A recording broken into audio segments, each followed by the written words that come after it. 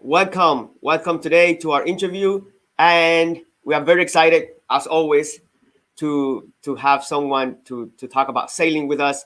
And today we have a top star athlete and a thought leader, and I want you to hang in there for a few seconds while we get ready and go live.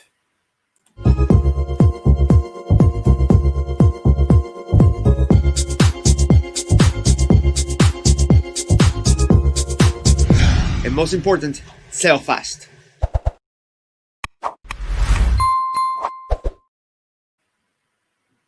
All right, welcome back.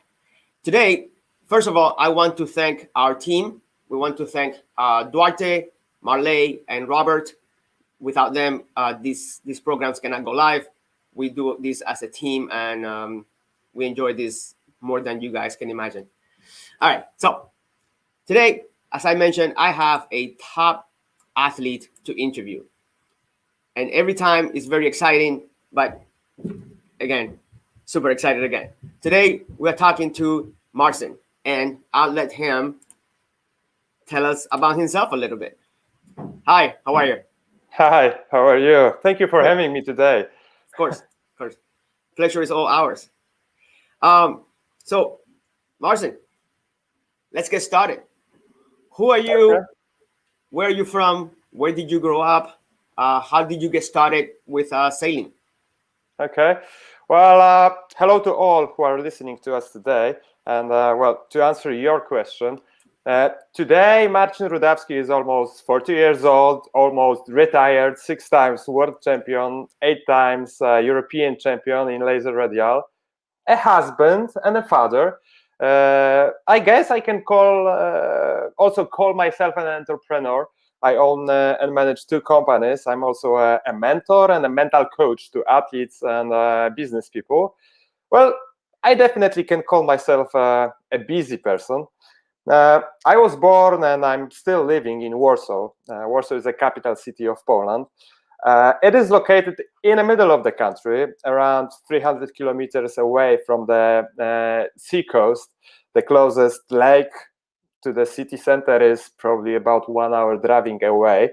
So as you see, sailing is definitely not an obvious choice for someone living in Warsaw.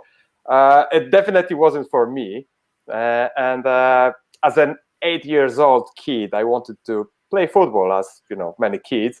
My father took me to the football club, and surprisingly, they told him that I was too young to join, and that he should bring me when I would be, well, at least 10. Something that, you know, nowadays it would never happen. I guess even, well, 4 years old kids can join almost any sport club. But please keep in mind that it was 1989, Eastern Europe, Poland included, was very different from what we see today. It was just after communism era, and we needed many years to learn how to function in open economy. So after the football club, my father took me to athletics club. He thought it would be easier, and he had exactly the same answer. The only club that wanted a boy who wasn't 10 was a sailing club. So they were gathering a new group of kids around, I guess, 8 and 10. And this is how I started sailing. It has changed my life on every layer. Enough to say that, you know, I still have contact with few members of that group, and well, I consider them really close friends. I cannot agree more with that last statement. The group of us that put this channel together, we met in middle school 25, 27 years ago. And, you know, the idea came up to start doing these interviews, and we just clicked like we've seen each other every day. We're like best friends. And, okay. You know, oh, this is great. Of course, we fight and we argue, but but we work together so well. It's incredible. So I'm glad you brought that up. So, Marcin, tell us about the history of sailing in Poland. It seems we have a lot of champions that come out of your home country, and you know, just curious about that. Okay, this is actually a great question. To be honest, I've never thought about that, but But you are right. Like, Polish sailors are quite successful, no matter which sailing class. Right. If I'm not mistaken, Poland won 4 Olympic medals in sailing, 1 gold and 3 bronze medals, and number of world and European champions is probably difficult to evaluate today. What is the key factor behind that? to be honest, I don't really know. Well, sailing has a great history in Poland, but not its competitive side. This part is relatively new. Like I said before, years of communism have not helped to develop sailing as a sport. It all happened after 1981. We do. I mean, Poland have many lakes, but only 2 or 3 big enough to call them a good sport to develop as a competitive sailor. Poland has few hundred kilometers of seaside, but still only few proper marinas which are able to hold the regatta. Sailing season in Poland is rather short, so it is not an advantage. I can imagine. As well. I can imagine. We have a proper winter now, so maybe those successes, come because we learn how to use every moment on the water, every training session to our advantage, and later, when we advance in our sailing careers and are able to train over 200 days a year, traveling around the world, we develop our skills faster than our rivals from countries where you can sail almost every single day, but you rarely do. So I guess it makes sense. Still, I'm not sure if I'm right, but definitely my example proves this. I mean, recent seasons, I sailed maybe 30 days a year, and I still managed to compete on world-class level. Well, this is a topic also that came up on our last interview, where you have number of days sailing, quantity versus quality day of sailing, right? Myself, I come from Cuba, it's an island in the Caribbean, so we can sail 365 days a year. Exactly. Yet we don't have Olympic sailors, right? Yeah. So we do spend a lot of time on the water, but maybe the quality of that time, it's not as high. So that's this is what to discuss, and learn about. Eventually, hopefully through these interviews, we gain some knowledge, and that can benefit the next generation of sailors. Sure, you can. So, Marcin, we know you've competed in several countries and continents. So, and tell us about your favorite competitions and your favorite events. Okay, this is sort of a really broad question because I started competing in Optimist when I was probably 10, and I still do. So it's like 30 years of taking part in competitions on every level. I started from a local regattas on a lake nearby Warsaw. There are few clubs around the lake, and every Sunday we had a small local regatta. Then we started to travel around Poland for sort of a national cup series. Definitely next big step was Polish nationals in Optimist. First time I won a national title was in 1994, I guess. Since then, I was a member of the Optimist national team in 94, 95, and 96. And that were my first international trips to Italy, to Turkey, to Finland, and to Spain. Before that, I rarely had the chance to compete on international regatta. After that, I started sailing laser, and after joining the Polish national laser team, I started to travel with the team around the world, taking part in like every level of competition, from local national regatta, local national championships to world championships. And to be honest, it would be very difficult to mention all countries I was in. I've never been to Cuba though. But country that impressed me the most was definitely New Zealand. The most beautiful and friendly country I ever visited. I was really fortunate to be able to spend there over 3 weeks with a rented car, so I could drive around around the country and do some sightseeing. It was definitely the trip of my life. The sailing there is fantastic. Can you imagine that the laser nationals in New Zealand, they never happened twice in the same spot. So imagine how many yacht clubs can run the regatta. This is actually amazing. I've seen images of New Zealand. It's a beautiful country, but I never really think about what the seaside looks like, or their sea conditions, because it is an island, right? Yeah, it is an island, and it is actually pretty windy with a nice sea breeze. I've been there on I think middle of January, so it's a summer there. Summertime, right? Yeah. So, but it wasn't really hot. I mean, it was 20, 25 degrees. That's nice. It was really beautiful. Very green place. Really green. And I wish I could go back there. You're making me want to.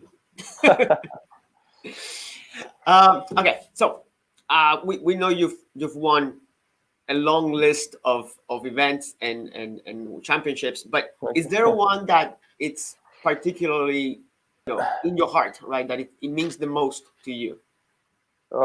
There is one, and I don't actually think it is that obvious which one. For me, it was Radial Worlds in La Rochelle in 2011. I won Worlds in 2009 and then in 2010. Just few sailors in laser history did the same before me. I guess no one won 3 world titles 3 times in a row. So it was an extra motivation. I had a chance to achieve something that no one before me did. I was really excited, but it was stressful as hell at the same time. And moreover, my coach, who was supposed to travel with me to France, canceled just few weeks before the regatta. Well, I couldn't go without the support on the water. It's vital on the top level. So I had to ask my father to take 2 weeks of work and travel with me to France. Before that, last time he saw me sailing was probably 2001, so 10 years ago. And he has no sailing experience. He has no coaching experience whatsoever. And it's turned out that he was even more stressed than I was. He could not drive his coach boat around the course to watch me sailing. And the regatta itself was really windy and extremely difficult. After 4 days, I could barely walk the stairs. Everything was decided on the last race of the event. I had to finish in front of my closest rival, and I remember that race really well. After both upwinds, I was 1 place behind him, and just after the wind 1 mark, when we started sailing downwind, I jibed to port. Something I was not really intending to do, especially in 25 knots and huge waves. And it turned out to be the smartest move I could do at that time. I got a better angle for the waves, and I was much faster than all other boats on starboard. I easily overtake him, and another boat ahead of us. I won the last race of that event and the 3rd consecutive world titles. Wow! Sometimes those things happen. You don't think about them. You don't plan them. They just happen, and they turn out to be the best best thing that ever happened. Best possible move. Yes, exactly. So this was exactly the case. And when they played the Polish anthem at the prize giving ceremony, I guess that was the first time when I saw my father laughing and crying at the same time. But that's a beautiful story, It was really touching. I will never forget. It's a beautiful story because both, from the competitive, sport level, it's very important, right? Having won this, 3rd consecutive. but also having your father there, right? Oh, Coaching you, right, without experience. And how, knowing that he's there on the coast, watching you sailing and winning and struggling. So that's a beautiful story. Thank you for sharing. That was really, really touching, and probably one of my best moments in sailing. I'm sure. So tell us about your when you were an athlete, right? When you were active, how was your training, right? Your physical training, your technical training. How much running did you do, or weights, or how was that? How was that like? Okay, it has changed a lot. I mean, when I was young, at let's say 20 years old, and today. So actually, I used to train 6 times a week, and well, to be honest, I still try to keep that regime. But when I was younger, I spent around 200 days on the water every year. Today, probably less than 20. When I was younger, I could do 2 3 training sessions a day. It could be 2 hours of trainings on the water, followed by bicycle ride or a gym session, or cycling in the morning, then sailing and a gym, or maybe swimming at the evening. Today, well, there is no way I will survive something like that. I must focus now much more on the recovery. 30 years of competing were a burden on my health. I have 2 hernias on my spine, and I have to cope with the severe back pains from time to time. Luckily, sailing is not something what you forget easily. So all the hours I spent on the water through those 20 years, they still pay off. And well, today I spend most of my training time at the gym and cycling. And well, when I say gym, I don't mean doing weights. Most of the gym session I spend on the floor, stretching and doing all kind of back exercises. Well, there is an advantage. I mean, this type of preparations help me to spend more time with my family and to take care of my businesses rather than traveling around the world. And well, when you are 40, those things become more and more important. But when I was younger, I did focus a lot on fitness preparation. And when I started when I went back to sailing radial and started to achieve my best results, it was thanks to my physical preparation. I was 100% sure that I am the best, or at least one of the best, prepared physically for the event. And Europeans, worlds, this is like 1 week event. Right. It cannot be luck.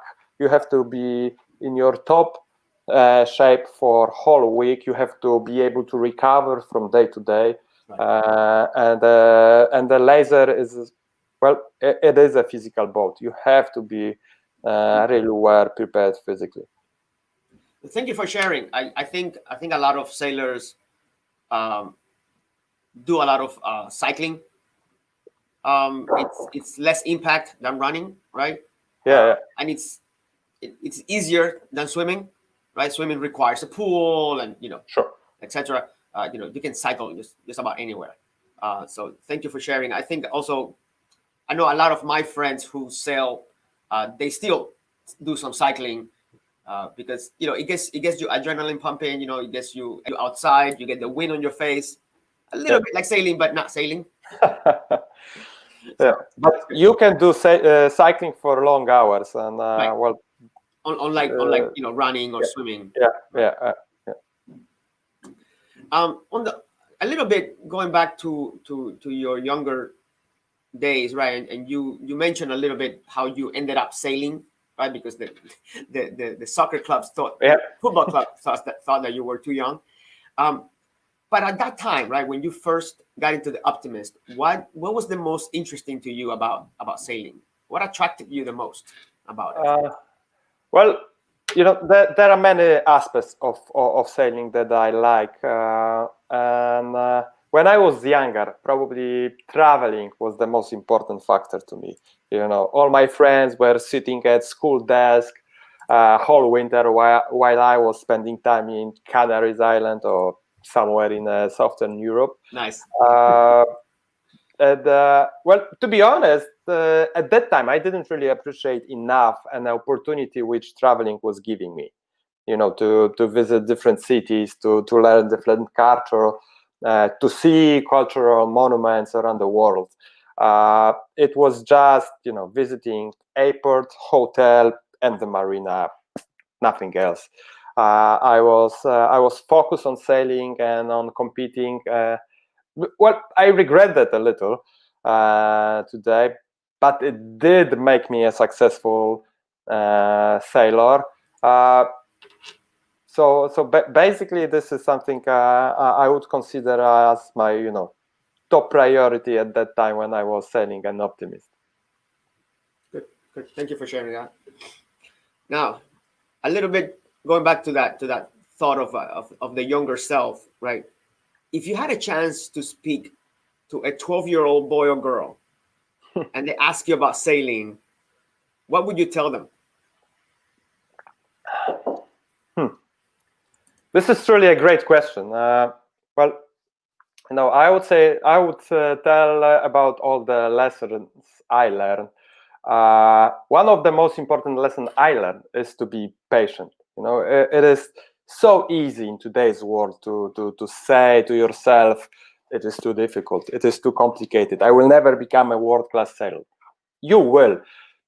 You just need patience. You just need dedication and discipline. Put in the hard work every single day. Focus on all aspects of your lives that can benefit in your sailing career. Well, and have fun on the way doing this. Don't be afraid to lose, because in sailing you will fail many times. Learn from every single mistake, draw conclusions, and try to do better next time. Well, and finally, believe in yourself. Remember, from life and from sport, you will receive only as much as you believe you are worth. Doing heavy, difficult things, especially those things that others don't want to do, is the best way to build faith in yourself. And with time, one day you will start to believe that you deserve more than your rivals, because you did and you are still doing more than they are. So basically, this is something I would like to hear from my coaches when I was 12. Unfortunately, no one explained me that in a way I would fully understand that. I'm going to say that was awesome. I'm glad you put that out. I mean, in a few seconds, right?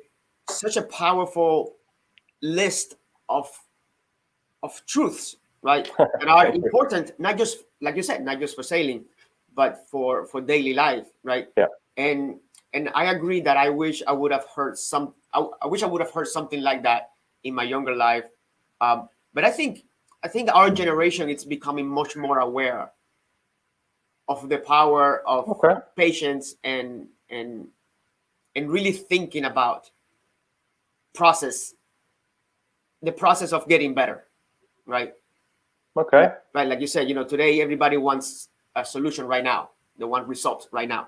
Exactly. Yeah. But it's good to have that train of mind, right? Of looking at the process and the future, and knowing that it takes time to get there and effort. Yeah. So with this answer you gave us earlier, you gave us a little bit of an introduction, I say, into your new challenge, right? This new challenge taken in your career, right? So tell us about this new experience, this new exploration of mental toughness that you are focusing on after your successful career. Well, this is something I developed, the mental toughness for myself, by myself, and I never thought it would be helpful to others. Well, last question I just answered that I was unfortunate because no one told me the hard truths about sport and life, and I had to learn that myself. And today, maybe actually it was a blessing. I had to find out everything by myself. I was experimenting on myself. It took a long time, that's true, but it worked, and I did excel in sailing. And then, in 2014, one of the national team radial sailors asked me for help. And I started working, some sort of a sparring partner / coach. However, we spent so much time together that I started to teach her all the mental tricks, all the sport-related skills I knew, about the attitude and the manner, about hard work, about patience, about discipline, how to cope with failures. And, to my surprise, she never heard it before. So thanks to that, she started to grow as an athlete. And from being around 80th at Worlds when we started working, after 3 years, she finished 7th at the Europeans. She was 10th at the Worlds a year after that. So, after we finished working with, after I finished working with her, other people started to ask me for sort of a mentorship, and I helped them. Then business people who noticed that, not only I can be a world champion, but I also run 2 companies at the same time. So they wanted to learn how my productivity model looks like, how I manage my time, how I set my goals and deliver results. So I started to help those people. And today I work actually more with business people than athletes. So it started to be sort of a third company I have to run today. And to be honest, this is the most rewarding one by far. Helping people achieving their goals and their dreams is wonderful, wonderful feeling. I agree again. Throughout this interview, I agree again with you. I think when you help others, feels better than when you win something just for you. I mean, winning something is great, feels good, right? You work hard, you win something, you deserve it. But when you help someone else to win something, yeah, it's a different, special kind of good feeling about it, right? Yeah, and to be honest, I've never thought, 10 years ago that I would take this path. Never. If there were, when you are a world champion, there are people around who are asking you for coaching and sure. stuff like that. And I've always said, no, I'm not interested. I'm not going to be a coach. Right, but those people wanted you to coach them in the sailing. Yeah. Right. These folks you're working with now, they're asking you to help them train and coach with the mental frame of work. Yes. To think and work like a champion, yes. versus train this way and take the wave and take the wind this way. This what you're teaching, it's more universal. Right, that's yes. what you say, right? You have more business people reaching out to you that's true. than athletes, because it's universal, applies anywhere. Yeah. It can be applicable to any role the individual may have. Yeah, so that's great. I'm gonna hit you up one of these days to learn more about that. All right, so I want to give you a big thanks. I know you're a busy man. And I want to just thank you for sharing your thoughts and your experiences with us. And one last question: who should we interview next? Oh, well, if you want to keep with the laser class, maybe Ben Ainsley, Robert Schei, Tom Slingsby, all great laser sailors, all become greatly successful in other classes later on. Definitely people who can inspire others by their history. So maybe one of those 3. Maybe all of them. I wish you that. I'll reach out to them and tell them that you sent me.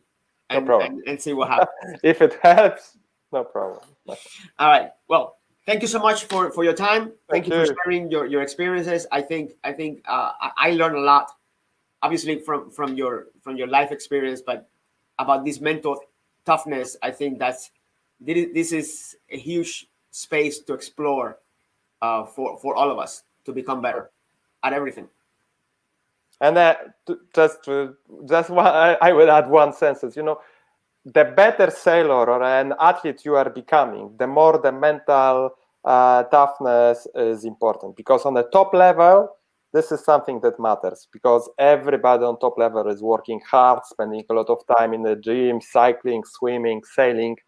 But at least still today, not everyone is spending enough time on their mental preparation. I can't add anything to that. Thank you for your time, Marcin. Thank you very much. Take care, everybody. Bye-bye.